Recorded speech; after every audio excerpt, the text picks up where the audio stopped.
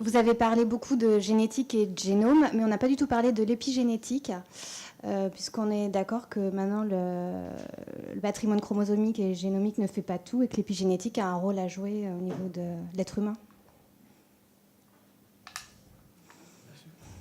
C'est pour les médecins. Tu saurais. Oui. Parce que la là, question est très bonne. Hein. Bah, c'est-à-dire.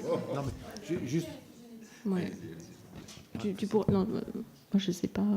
L'INSERM réfléchit.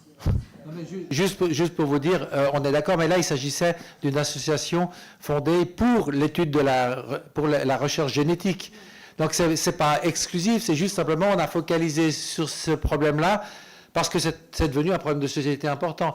Mais vous avez tout à fait raison. Enfin, la position ce qu'on appelle le déterminisme génétique ou l'essentialisme génétique, alors elle est combattue au niveau théorique depuis fort longtemps, mais maintenant, je crois qu'il y a un accord quand même assez général que les gènes ne font pas tout, loin de là. Et plus on étudie, plus on en apprend. Récemment, des articles sont sortis sur la façon dont les gènes produisent les protéines. Et on s'est rendu compte que là aussi, il y a toute une cascade d'événements épigénétiques qui jouent un rôle important. Oui, il faut appuyer.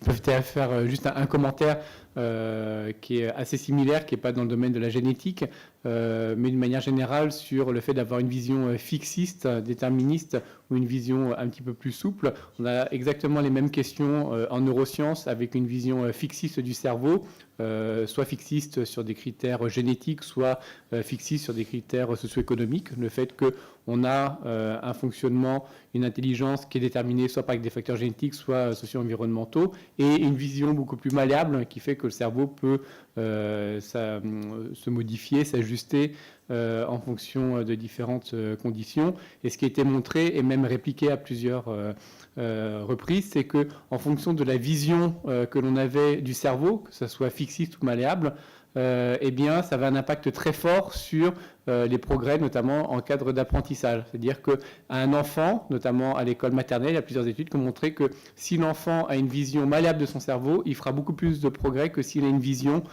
fixiste. De la même manière, en fonction de la représentation des enseignants, si l'enseignant pense que le cerveau est fixe ou malléable, les progrès de ses élèves seront très différents. Donc je pense que c'est une question un peu générale. Est-ce qu'on a une vision fixiste ou malléable de l'homme?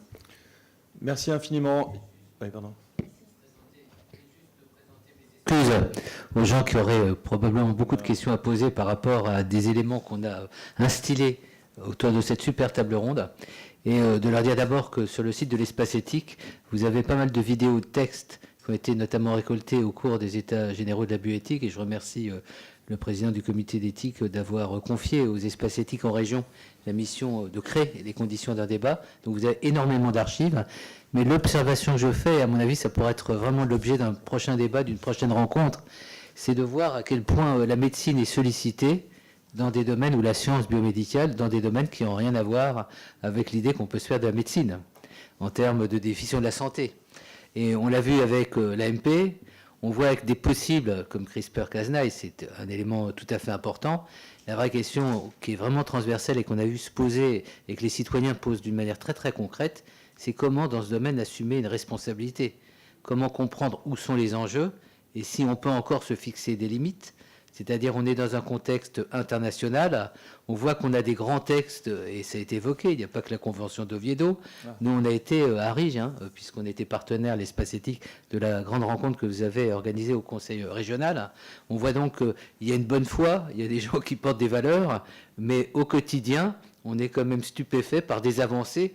Encore une fois, quand il y a de la transparence, c'est une chose. Dans certains pays, il n'y a pas de transparence, donc on ne sait même pas où sont réellement les avancées. Tout ça pour dire que quand tout à l'heure, dans son intervention, Dédé Sicard a conclu sa brillante introduction en disant qu'on est dans un moment de questionnement, la vraie question, c'est que ce questionnement va nous mener jusqu'où si à un moment donné, on ne peut pas arrêter sur des positions extrêmement nettes.